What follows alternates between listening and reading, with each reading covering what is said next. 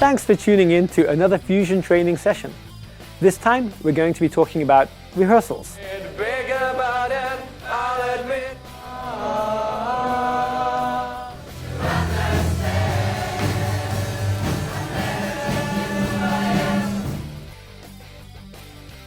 Now, we all want to have the best concert possible. But before we speak about how to structure our rehearsals to make that possible, it's important to remember two key principles that make Fusion what it is. The first principle is that Fusion is not a music ministry. It is a relational ministry that uses the music and other performing arts as a tool. The second key principle is that concerts and performances are a means to an end, not an end in themselves. And we need to remember that when we plan our rehearsals. The primary focus of our rehearsal is to develop those relationships, not make the best concert possible. Now, if you're just in the process of launching your new Fusion, one of the questions you have is where should you hold your rehearsals? Where possible, it is much better to hold your rehearsals in the same place where you hold your church services and other activities that your church has. Maybe not in the same hall, but in the same building. It'll make it much easier to invite young people to other church events further along the road.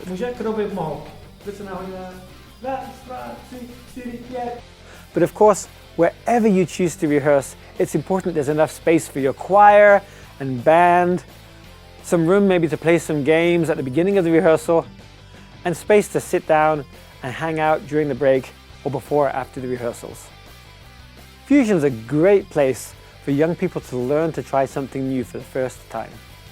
It might be singing a solo, conducting the choir, playing an instrument in the band. Whatever it is, it's really important that when a young person does something for the first time, you help them to be successful. It means that if they're going to play in the band, you've made sure that they've learned the part that they're going to play. If they're going to conduct the choir, they know how the song goes. They know how they're going to bring the choir in and how they're going to take them out.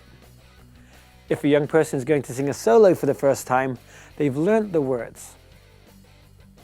If they're successful the first time they try to do something, there's a good chance they'll try again and again, and as time goes on, they'll be better and better.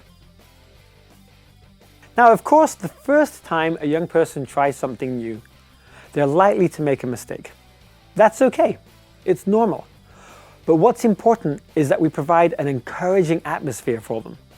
It means that if someone sings a solo for the first time, that at the end of the song we all cheer and support them and encourage them. It doesn't matter if they made a mistake. If they feel encouraged and supported, they'll try and try again. If they don't feel the support from the leaders or other people in the choir, they might give up after that first attempt. And it's important that leaders lead by example. If we are supportive, if we are encouraging, if we are cheerleading young people who are doing something for the first time, the rest of the choir will probably follow. Now, when we launch a new Fusion, it is natural that the leaders are doing most of the work. But as time develops, it's important that we look for ways to involve the young people in the running of the rehearsals and the concerts. Don't have one drummer in your band. Try to find 3 people who can drum in your band. Develop young people as conductors. Give young people responsibility for different parts of the rehearsal. It could be for the warm-ups, for devotions, for bringing food for the end of the rehearsal. Where possible, as your Fusion develops, you should involve as many young people in how your rehearsals are run and how your concerts are developed.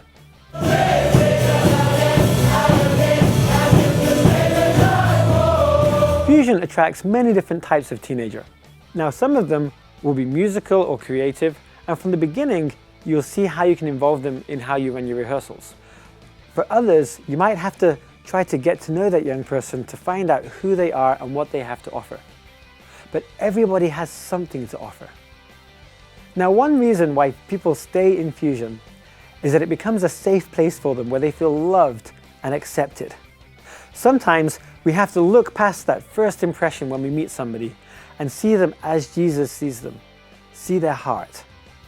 But of course, accepting someone doesn't mean that we have to accept any kind of antisocial behavior. To make the rehearsal run, we do have certain rules, and those rules should be followed. But if we expect young people to adhere to a higher standard of behavior, generally they will meet our expectations. Before we move on to the structure of our rehearsal, let's remember one of those key principles. Concerts and performances are a means to an end, not an end in themselves.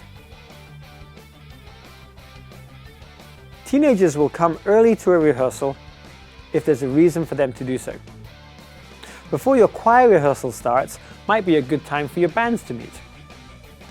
It's also a good idea to have some tea or coffee or juice available, and make sure that some of your leaders are available to hang out with young people. For the people who come before rehearsals, it's a great time to start building those relationships. Start your rehearsals on time. Don't wait for those young people who are arriving late, because they'll get into the habit of always arriving late. But if you start on time, they'll know they've arrived late, and the next week, come earlier. Some of your young people might have had a rough day at school or have problems at home, and when you want them to come to Fusion, you want it to be a space where they can forget about those things. And a good way to help that happen is to start with some kind of game or a fun activity that everyone can join in together. The other advantage of starting with a game is that it's an easy way to introduce new people into your community. Bank. Bank. Bank. Bank. Bank. Bank. Šílená kráva. Barča. Mrtvá kráva. After the game or fun activity, it's time for the warm-ups.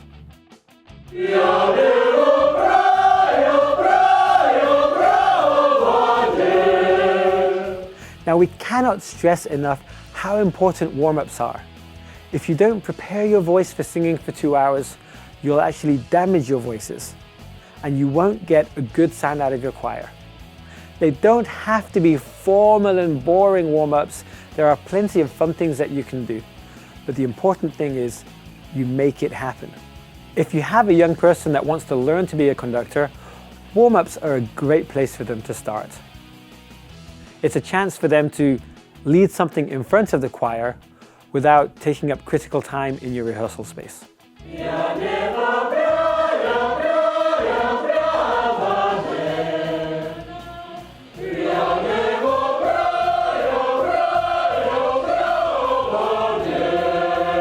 We've had our games, we've had our warm-ups, now it's time to start singing as a choir. The main rehearsal time is usually organized by the lead conductor, but try to use many other young people to conduct as well. It means that the choir won't get tired of just one person standing in front of them all evening.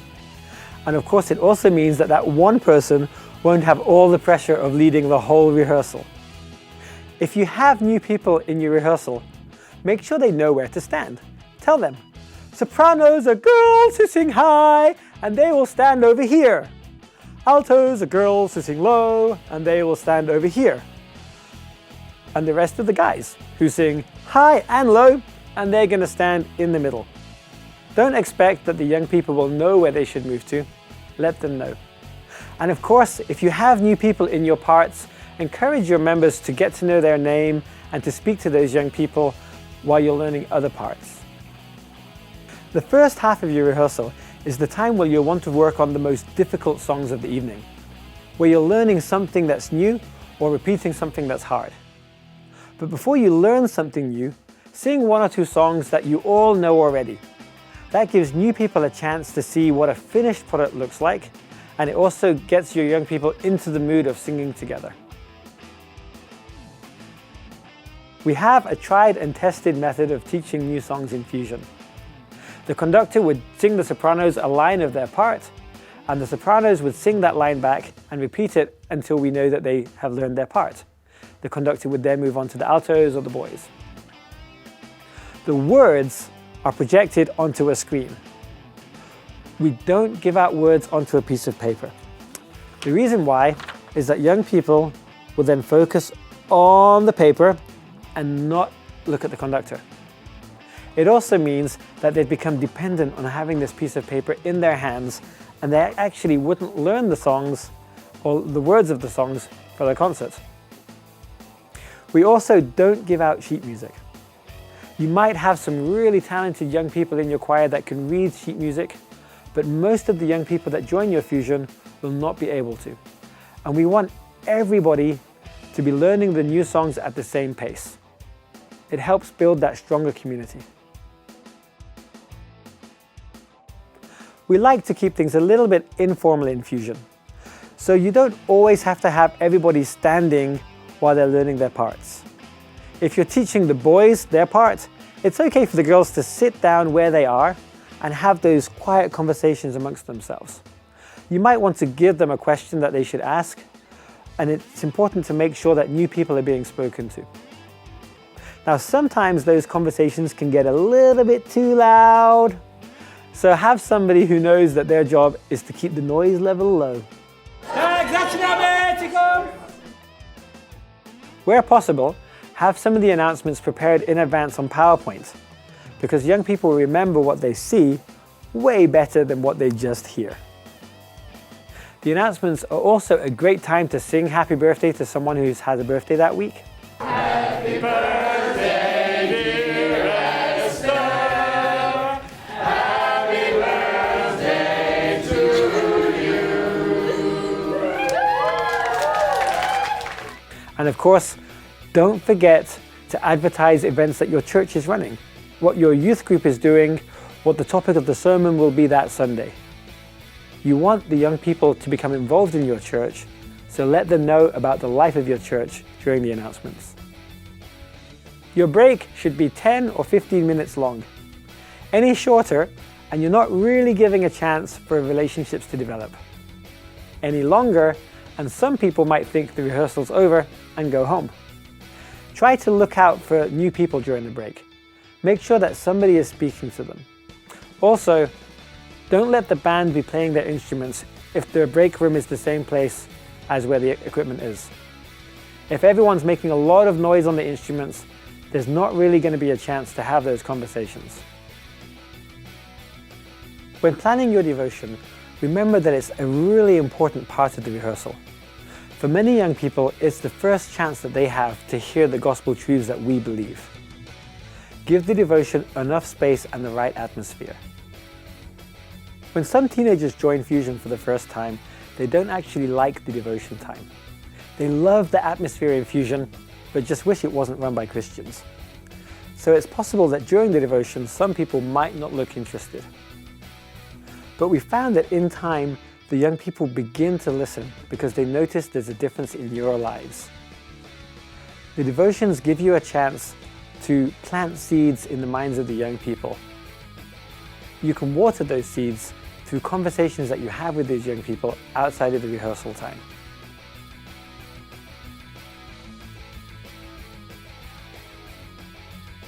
The second choir time after the break is a great chance to continue learning something that you've already started to learn.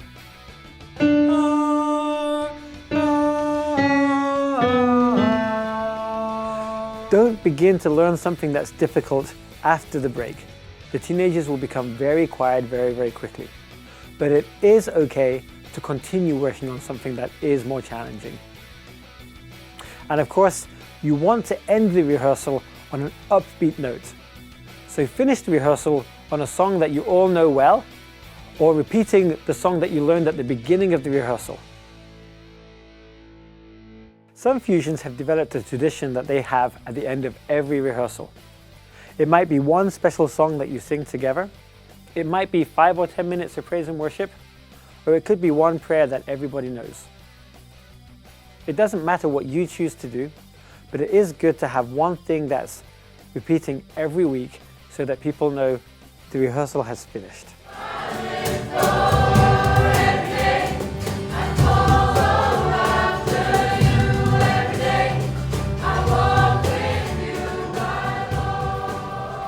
So your rehearsal has finished. It's a good idea to get the young people to help you clean up the equipment so that they're not used to you doing everything on your own. But even though the formal rehearsal is finished, that doesn't have to be the end of the evening. The time after rehearsals is a great chance to continue building those relationships in a coffee shop or a fast food outlet. You could also do something that we call open instruments. It means that any young people can try any instrument for the first time. There's no pressure to learn it. They can just pick up those drumsticks and there'll be someone there to show them how to make the first couple of rhythms. That's a great no pressure way for you to work out what talent your young people have and for them to learn what they like to play. So before we end, let's just repeat what happens in our rehearsal. We start off with a name game or some other fun activity. Then we move on to the warm-ups. The first part of the choir is the time when we learn new songs or focus on the most difficult work of the evening. The announcements, break and devotion come in the middle of the rehearsal, and in the second half of the rehearsal, we continue working on songs that we've begun to learn in previous weeks. We should end on something fun and energetic and popular, and you might want to develop some kind of a tradition that you use at the very end of every rehearsal.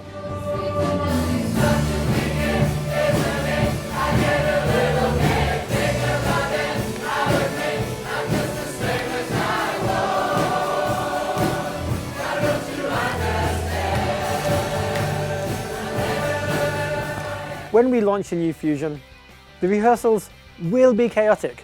It will take us a long time to learn those new songs, but that's okay. After a while, the young people will begin to take more responsibility and they will begin to run more and more of the rehearsals, allowing you to focus on why you launched the Fusion Ministry in the first place. Building those life-changing relationships that God has enabled you to have with those young people.